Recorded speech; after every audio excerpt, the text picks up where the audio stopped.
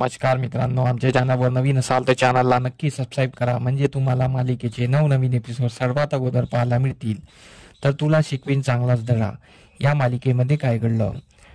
तर चारुवास आणि चारुलताचं लग्न होत असतं. तर ही अक्षरा तिथे पोचते आणि लग्न थांबवते. लग्न थांबवल्यानंतर अक्षरा सर्वांना सांगत असते, हे लग्न थांबवा, कारण की ही भुवनेश्वरी मॅडम आहे, ही चारुलता नाही आहे. पण कोणाला विश्वास नसतो. तर अधिपती तिला म्हणतो, काय बोलताय तुम्ही मास्तरीन बाई. तर डॉक्टर पण तिथे आलेले असतात. तर चारुलता तिला बोलते की अक्षरा, तुला तर हॉस्पिटलमध्ये होती ना, तू तू का आली इथे, आणि तुला इतकं बरं नसेल आणि तू इथे का आली आहे. डॉक्टरांना ती रागवते, हिला एकटं का सोडलं. डॉक्टर म्हणतात, ही वेड्यासारखी करत आहे आणि ही कधी काही बोलते कधी काही बोलत आहे. या मॅडमला निर्जरा मॅडम बोलत आहे आणि बजाला असं हिला वयम होत आहे. ही खूप वेड्यासारखी करत आहे, हिला असे वेड्यासारखे अटॅक येत आहेत. तर अक्षरा बोलते, तुम्हाला वाटते ना मी वेड्यासारखी करत आहे, मी वेड्याच्या हॉस्पिटलला जायला पाहिजे आणि मला बजरंग दिसतो, मला बजरंगचा भास होतो, हो ना. तर आता हे सर्व माझ्या मनातले वहम हे सर्व आता पडद्यावर दिसणार आहे. तुम्ही पडद्यावर बघा. तर चारुवास म्हणतो, काय बोलते अक्षरा.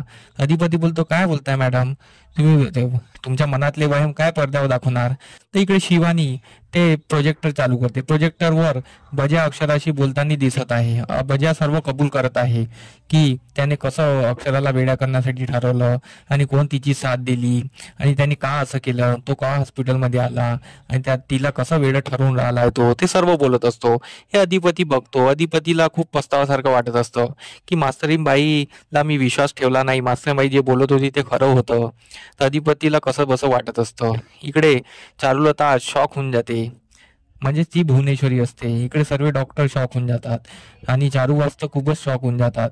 मग अधिपती तिला विचारतो की मास्तरीनबाई हे तुम्हाला कुठून भेटलं.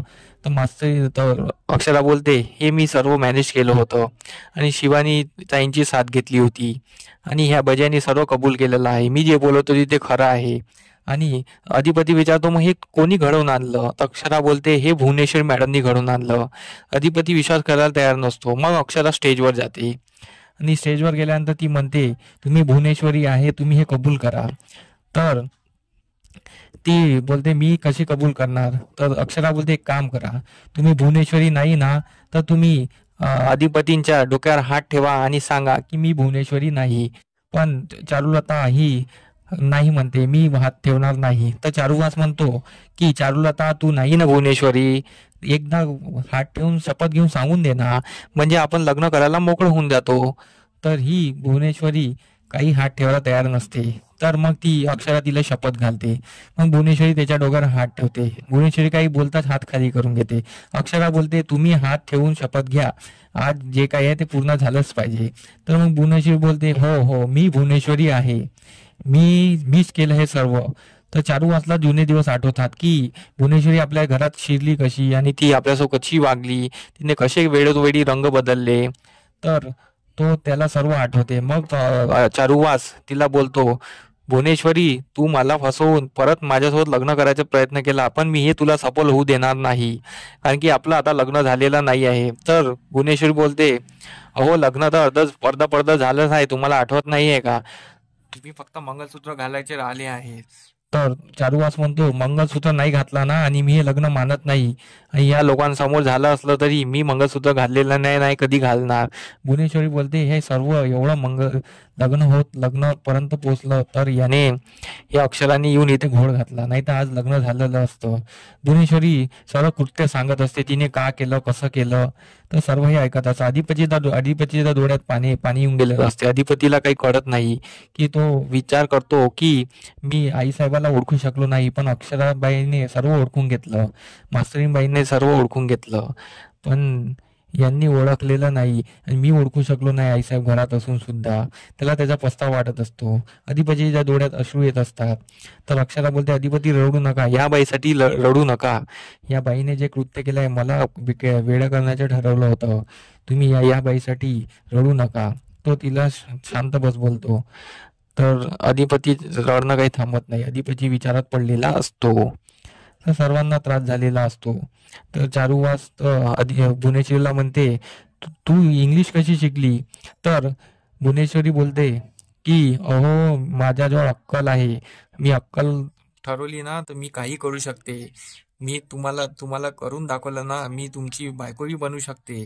तुमच्या प्रेमासाठी काही करू शकते. मी हे सर्व अधिपतीच्या प्रेमापोटी तुमच्यासाठी केलेलं आहे आणि हे तुमच्यासाठी मी या घरात आलेली आहे आणि मी आता इथून कुठेच जाणार नाही." अधिपती बोलतो आणि ते तिला हाकलत चारुवास तिला हाकलत असतो, पण ते काही जायला तयार नसते. "मी या घरातून जाणार नाही." तर चारुवास म्हणतो, "तुला या घरातून जावंच लागेल." तर चारुवास म्हणतो, "तू या घरात राहू शकत नाही. तू माझी बायको होऊन राहू शकत नाही आणि तू या घरात राहायचं नाही." अधिपती काही बोलत असतो. अधिपती विचारत असतो. भुवनेश्वरी घरातून जायला तयार नसते. अक्षय आणि भुवनेश्वरीचे पितळ सर्वांसमोर उघडं केलं असते. चंचलीला तर खूपच खुशी झालेली असते, कारण की तिची ताई या घरात, मावशी या घरात आलेली असते आणि तिची आई सुटून येणार असते, म्हणून चंची खूपच खुश असते. आई आजी बोलतात, "मलाही वाटलं होतं की हे कधी कधी भुवनेश्वरीसाठी वागत होती, पण मी काही लक्ष दिलं नाही. पण ही भुवनेश्वरी होती, मलाही एवढं कन्फर्म झालं नाही, पण अक्षराने सर्व ओळखलं." तिलाही कसं बसं वाटत असतं की ती स्वतःच्या मुलीला ओळखू शकली नाही. आणि भुवनेश्वरी एवढं मोठं कृत्य ऐकून अधिपती विचारात पडलेला असतो. अधिपती काही बोलत नाही आणि अधिपतीला काय करावं काही समजत नाही आणि भुवनेश्वरीला चारुवास घरातून बाहेर काढायचा तय करतो, पण अधिपती त्याच्यावर पण काही बोलत नाही. तर आता हे पाहणं रंजक ठरणार आहे की चारुवास भुवनेश्वरी सोबत लग्न करणार का, की तिला घराच्या बाहेर काढणार. धन्यवाद. व्हिडिओ कशी वाटलं हे आम्हाला कमेंट करून नक्की सांगा. तुमचा प्रतिसाद आमच्यासाठी खूप महत्त्वाचा आहे. तर आमच्या व्हिडिओला कमेंट नक्की करा आणि लाईक करायला विसरू नका. धन्यवाद.